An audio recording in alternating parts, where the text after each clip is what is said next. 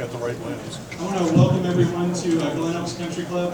My name is Chad Pitts. I'm the Executive Director of the Iowa Golf Association. And first and foremost, I want to thank everyone here at Glen Oaks for having us tonight. Hopefully you guys enjoyed the food and the company while you were mingling. But let's give them a round of applause.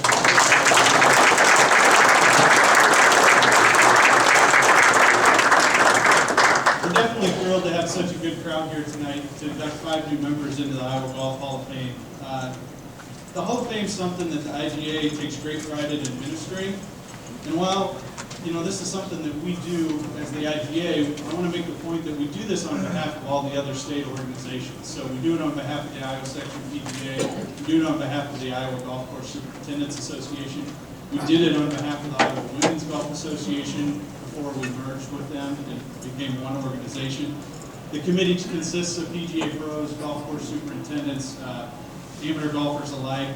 And we just always like to make the point that every once in a while we'll hear someone refer to it as the IGA Hall of Fame, and we usually kindly correct them and tell them it's not the IGA Hall of Fame, it's the Iowa Golf Hall of Fame. So just something that we always try to stress. And so along those lines, there's a few people from those other organizations that I just want to recognize. From the Golf Course Superintendents Association, we have their current president, Chris Cohen, and their executive director, Randy Robinson, I believe, is Randy here.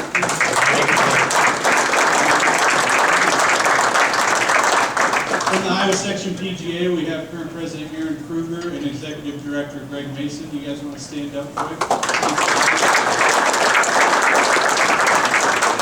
I already introduced myself, but we also have Mike Tape over here, who's the current IGA president. Mike's going to help us do that. I also want to take a moment just to recognize the IGA staff, because these people helped put a lot of this stuff together, most of it in fact. And 2 of them are standing back there. Clint Brown, Caitlin Hoganson, Nate McCoy's up here, and then Bill Dickens is over there. So let's get to everybody.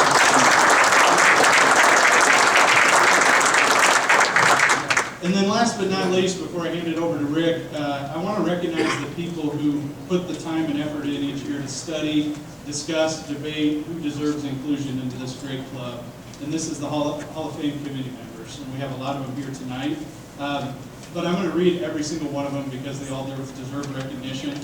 As I read your name, if you're here, please stand up. Hold your applause to the end, and we'll just show everyone our appreciation all at once. Gene Elliott is the chairman. I know Gene is not here.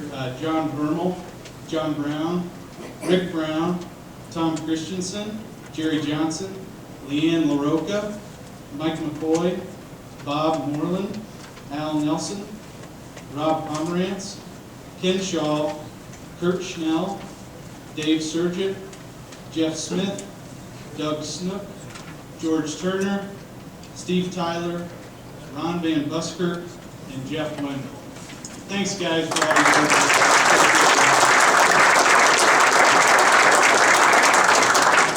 So with that, it's now my pleasure to sit back and let everyone else do all the work.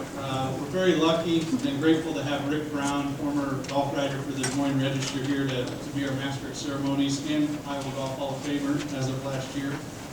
So I hand the mic over to him, and I ask you to listen closely as he tells you about a cool project that we've started with the IGA that we're working on. So thanks, everyone, and enjoy the evening.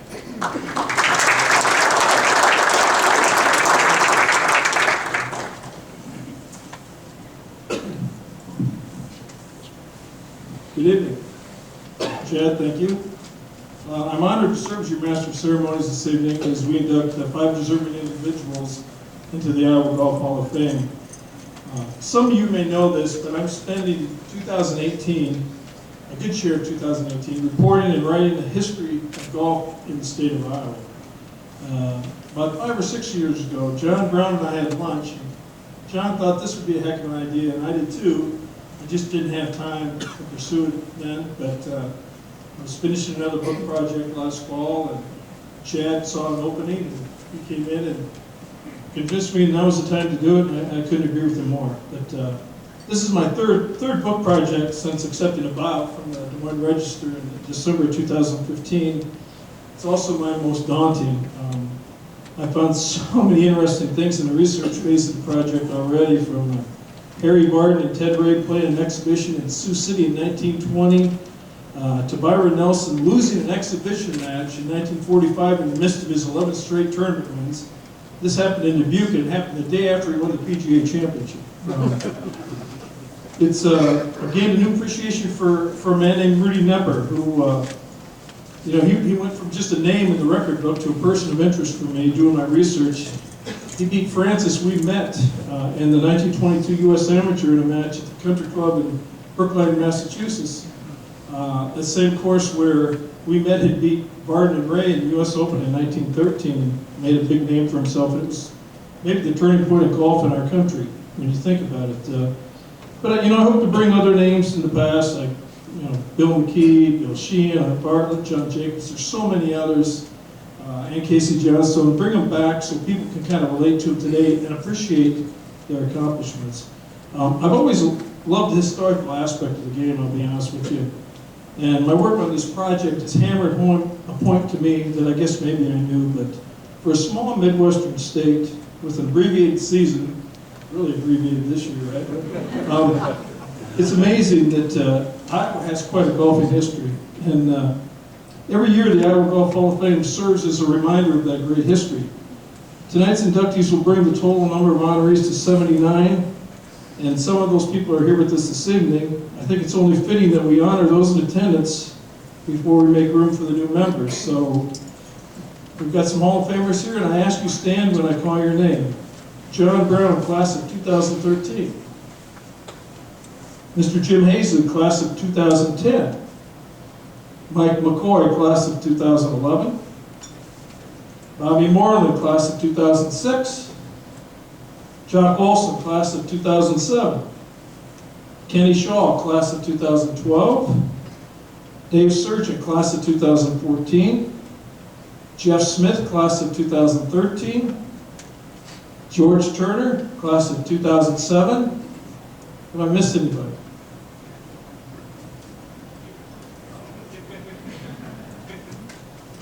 So, thank you.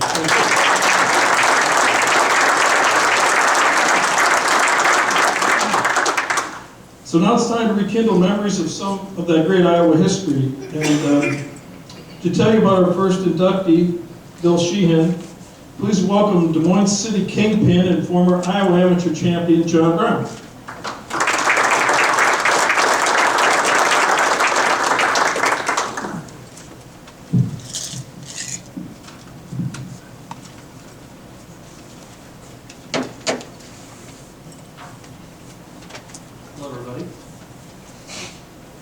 Several weeks ago, Chad Pitts asked me to present Bill Sheehan's Hall of Fame induction, and I happily accepted. I was very familiar with the name Bill Sheehan because of his record of 4 consecutive Des Moines City titles that stood for 97 years, as well as the 3 Iowa Amateur titles he won during that same period. Then I realized how little information there seemed to be about the golf career of Bill Sheehan, and I started to feel a little nervous. Thinking, this might be a pretty short presentation. So I reached out to Rick Brown for any information he could dig up on Bill, and he was able to provide quite a bit more than I expected. Before I get started, I would also like to acknowledge Bill Reed, a longtime Hyperion member and Hickory shaft enthusiast and collector. Bill provided a period-specific set of Hickory shafted golf clubs and golf balls that would have been exactly what Bill Sheehan and other top players of that era would have played with. And I have the set over there on that table, and if you didn't get a chance to look at them, you should check them out after the ceremony. It was absolutely amazing. Bill Sheehan was a truly dominant player during his time, especially when you consider how few tournaments there were to play in back then. The Des Moines City Championship and the Iowa Amateur were the 2 most significant and prestigious tournaments in Iowa at that time. I would also point out that match play was the predominant format for the championship back in the early 1900s. Bill Sheehan was just 16 years old in 1908 when he was the qualifying medalist in the Des Moines City Championship. There's no record of his qualifying score. However, it was noted that Sheehan that year became the first player to break 80 in the qualifying round of the Des Moines City Tournament at Waveland Golf Course. Bill had just graduated from West High School in Des Moines. And West High School was later relocated and renamed Theodore Roosevelt High School in 1923. Bill then attended Iowa State University from 1909 to 1912. But at that time it was called Iowa State College of Agricultural and Mechanic Arts. So, quite a lot of it. In June of 1909, Bill won the Des Moines City Championship, and a month later defeated Ralph Ryder at the Ottumwa Country Club in the final match to win the Iowa Amateur Championship. In June of 1910, he successfully defended his title in Des Moines City in a match over the 1908 Iowa Amateur Champion B.C. Goonan. In August of 1910, he traveled to Denver, Colorado to compete in the prestigious Trans-Mississippi Golf Championship. And he rimmed out a 20-inch putt on the 36th and final hole of the championship match to lose one down to a legendary player named Harry Legg.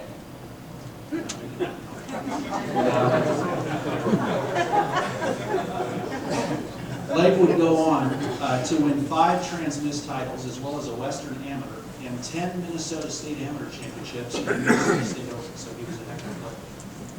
Bill also competed in the prestigious Western Amateur, and in 1910 he was the consolation winner. I assume this means he lost at some point during match play and won the consolation division, but not the overall championship. But it was still a very significant achievement.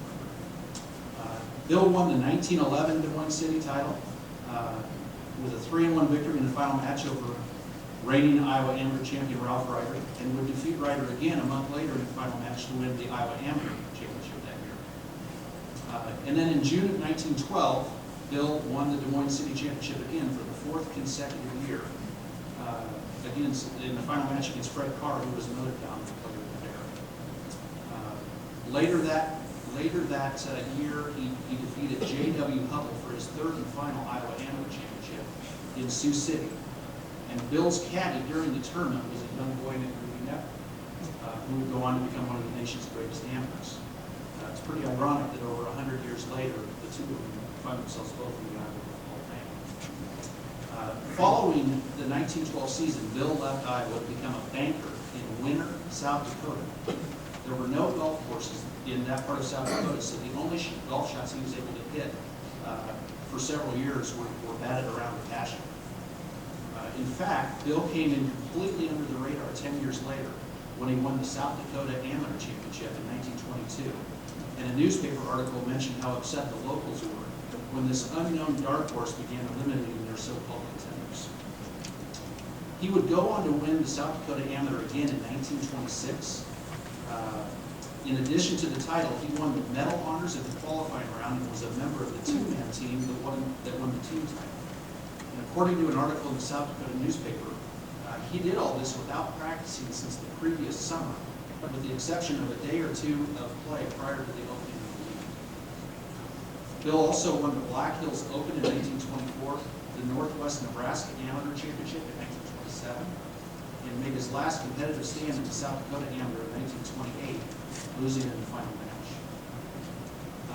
He returned to Des Moines in 1931. He got into the insurance business. He was with the Iowa Insurance Department from 1934 to his retirement in 1967. And he continued to compete in tournaments throughout his lifetime. And that picture right there shows him playing in the 1961 Hermann-Sani Open at Hyperion at the age of 7. And it said, there's a little caption underneath that photo that says he's lining up a putt with a putter he's been using for 48 years. Bill Sheehan passed away on July 17, 1970 at the age of 78. In closing, I would like to read a Des Moines Register article that was published on June 24, 1917, that was titled "The State Finals of 1911" by Billy Sheehan. And I think it's only fitting to let him tell one final story of one of his greatest victories. He wrote, "About the most freakish match of my golfing career was the finals of the state championship of 1911. This was the year that the tournament was played over the combined Waveland and Country Club courses making 36 different holes. Ralph Ryder and myself reached the finals after several close matches, and as I had won the championship on the last green at Ottumwa 2 years before, playing against him, there was considerably more than ordinary interest in the outcome of the match. I remember that I had one of those wild driving days when my ball was continually hunting the woods, but I was fortunate enough to always have an opening to get out, so the penalty was nil, which, by the way, goes to prove that trees as hazards on a golf course are not always fair to both players. Coming to number 14 at the country club, which at that time was a longer hole than the present number 14, we were about even. Ryder drove a long ball down the course and was within a short mashy pitch of the green. I topped my drive, and the ball rolled into a hollow about 50 yards from the tee. This left me a blind shot of almost 200 yards for the green. Selecting a mid-iron, I played a full shot, and the ball sailed straight away. It struck the terrace in front of the green, bounded up toward the hole, and settled down in the cut for a 2. Another time when luck favored me was on the 18th green at the country club.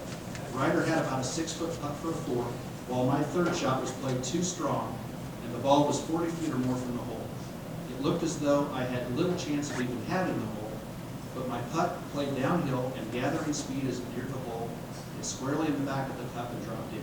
Ryder then missed his putt, and I won the hole.